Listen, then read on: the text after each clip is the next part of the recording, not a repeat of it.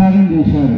మనకు స్వాతంత్రం రావడానికి 33 లక్షల మంది సైనికులు చనిపోయారు. అంటే 33 లక్షల మంది సైనికుల యొక్క మారణ హోమం వల్ల మనకేంటంటే స్వాతంత్రం లభించింది. కానీ అటువంటి స్వాతంత్రాన్ని మనం కాపాడుకోవాలి. ఈరోజు ఇంత ఆనందంగా ఉండాలంటే కారణం ఏంటంటే మన బార్డర్ దగ్గర వీర జవాన్లు ఉన్నారు. వాళ్ళు ఉన్నంత వరకు మాత్రమే మనం ఏంటంటే ఇక్కడ పరిపూర్ణమైనటువంటి ఆరోగ్యంతో ఉండగలుగుతాం. వాళ్ళు ఒక్కసారి వెళ్ళారా మనమంతే. కాబట్టి మనలో ఉన్నటువంటి ఈ పుణ్య ఫలాలలో వాళ్లకు 25% వస్తుంది. ఎవరికి? జవాన్లకి. కాబట్టి ఒక వీర జవాన్ మరణించాడు అంటే నరకానికి ఎత్తి పరిస్థితుల్లో పోదు, స్వర్గానికే పోతుంది. అందుకే వీర జవాన్ అన్నారు. కనురెప్పల్లా కాపాడంగా దేశం కోసం దేహాన్ని ఇచ్చే జవాను నా హీరో, జవాను నా హీరో, జవాను నా హీరో, జవాను నా హీరో. ఏ తల్లికి పుట్టిన బిడ్డవో, ఏ ఊరికి చెందిన వాడవో, ఏ తల్లికి పుట్టిన బిడ్డవో, ఏ ఊరికి చెందిన వాడవో, మాతృదేశాన్ని ముద్దాడిన మొదటి వీరుని నువ్వు. జవాను నా హీరో, జవాను నా హీరో, జవాను నా హీరో, జవాను నా హీరో. అంతెందుకు మనం ఈరోజు ఇంత స్వాతంత్రాన్ని పొందాము అంటే ఎంతో మంది వీరుల గురించి మనం పేర్కొంటాం. ఎవరో కాదు, మొట్టమొదటి వీరుడిని ఇచ్చినటువంటి బిడ్డ ఎవరో తెలుసా? ఈ రాయలసీమ గడ్డ. అదే ఉయ్యాలవాడ నరసింహారెడ్డి. ఉయ్యాలవాడ నరసింహారెడ్డి మొట్టమొదటి వీరుడు. ఆ వీరుడు ఎవరంటే మన రాయలసీమ బిడ్డ. అందుకే రాయలసీమ బిడ్డ ఏం తెలుసా? మాట ఇస్తే మరవ విప్పదు, చనిపోయేంత వరకు కూడా ఏంటంటే మాట తప్పదు. అది మన రాయలసీమకు ఉన్నటువంటి సంస్కృతి.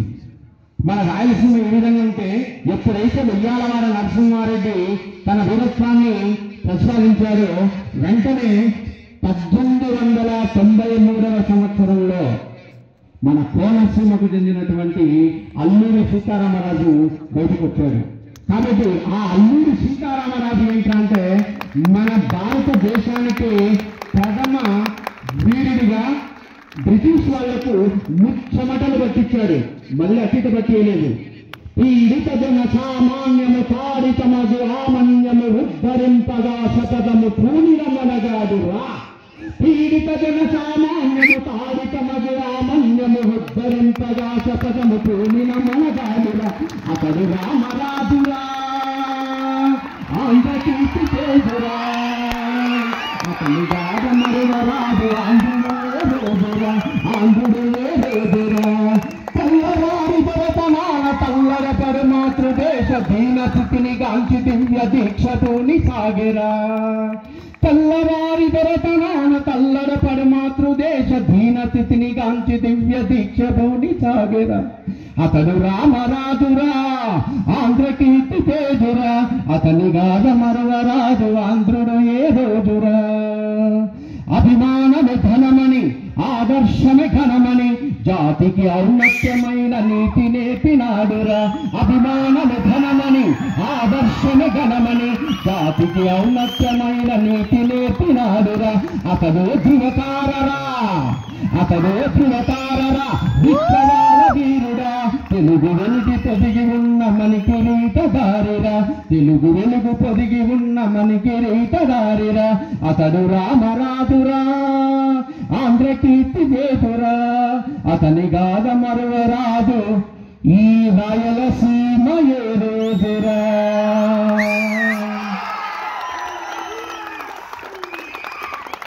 కాబట్టి వాళ్ళను మనం స్మరించుకోవాలి, వాళ్ళను మన హృదయాంతరంగంలో పెట్టుకోవాలి, వాళ్ళని ఎప్పుడు కూడా మనం స్మరిస్తూ ఉండాలి.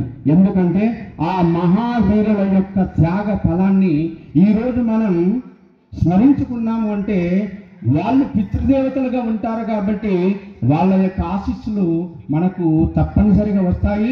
మన దేశానికి శ్రీరామ రక్షగా నిలబడతారు వాళ్ళు. కాబట్టి మనం వాళ్ళను గౌరవిస్తున్నాము అంటే వాళ్ళ యొక్క రక్షణ మనకు ఉంటుంది. కాబట్టి వాళ్ళ యొక్క రక్షణ మీకు ఎప్పుడూ ఉండాలి అని మనస వాచ త్రికరణ శుద్ధిగా నేను మీ అందరినీ కూడా దీవిస్తున్నాను. ఇప్పుడు వెళ్ళేటువంటి సీనియర్స్ మీకోసం భారతదేశం యొక్క తలుపులు తెరవబడి ఉన్నాయి. భారతదేశం యొక్క తలుపులు మీకోసం తెరవబడి ఉన్నాయి. ఒక గ్రేట్ ఐఐటిఎన్, ఒక గ్రేట్ డాక్టర్, ఒక గ్రేట్ ఐఏఎస్ ఆఫీసర్, ఒక గ్రేట్ ఐపీఎస్ ఆఫీసర్, ఒక రాజకీయ నాయకుడిని వీళ్ళందరినీ తీర్చిదిద్దింది ఎవరో కాదు, మీ గురువులని మర్చిపోవద్దు. కాబట్టి ఈ దేశంలో అత్యున్నతమైనటువంటి పవర్ఫుల్ వెపన్ ఎవరు అంటే నీ గురువే.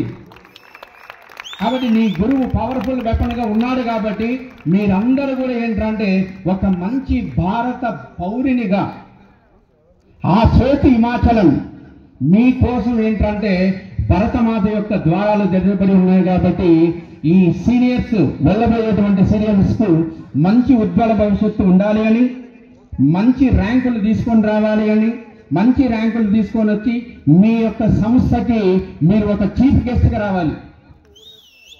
మీ యొక్క సంస్థకి మీరు ఒక చీఫ్ గెస్ట్ గా రావాలి.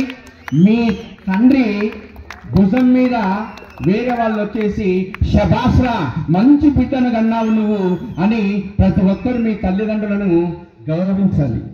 కాబట్టి గౌరవించాలని ఫస్ట్ ఇయర్ వాళ్ళకి అమూల్యమైనటువంటి అవకాశం ఉంది. ఎందుకంటే ఇది మొదటి సంవత్సరమే. కాబట్టి ఈ మొదటి సంవత్సరం మీరు మంచిగా విజృంభించి అంటే వచ్చేటువంటి కథన రంగం అంటే రేపు జరిగేటువంటి పబ్లిక్ ఎగ్జామినేషన్ ఏదైతే ఉంటుందో అది నీకు స్వాతంత్ర పోరాటానికి సమరం అది. కాబట్టి ఆ సమరంలో నువ్వు కత్తి పట్టుకొని దూకాలి. కాబట్టి అక్కడ కథన రంగంలో కత్తి పట్టి దూకటం కన్నా కలము పట్టి కవితలు రాయడం గొప్ప అన్నాడు. అక్కడ ఎంతో మంది శత్రువులను ఎదుర్కొంటాడు, ఇక్కడ వీడు ఎన్నో ఎత్తి త్రాసలను ఎదుర్కొంటాడు. కాబట్టి ఒక పెన్ను పట్టుకున్నాడు అంటే ఆ పెన్నులో వచ్చేటువంటి ప్రతి అక్షరం కూడా ఏంటంటే వెపన్, అది ఒక బుల్లెట్.